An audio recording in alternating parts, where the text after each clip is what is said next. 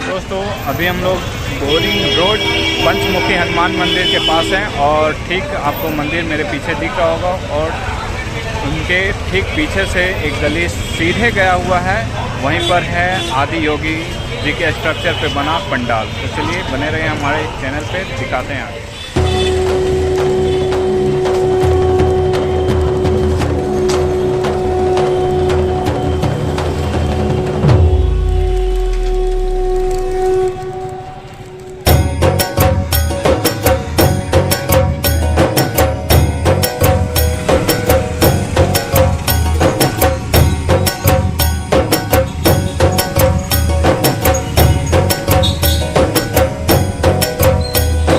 कहाँ के मिस्त्री बनवाई थी?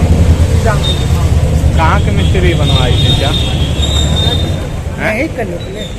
लोकल मिस्त्री बना रहा है, हमेशा यहाँ पंडाल बैठता है। आज से 40 यहाँ के सोसाइटी लोग बैठाते हैं मिलकर। और कौन बैठा है? तो हमेशा कुछ ऐसा ही बनता है या ये पहली बार है? ना कुछ बनते रहता है। बीच में तो कोरोना वाला बात हो गया था तो कुछ तो हुआ नहीं।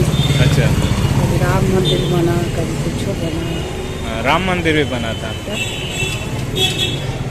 इस बार तो कुछ शंकर भगवान का भव्य आदि योगी का स्ट्रक्चर उतार दिया गया है।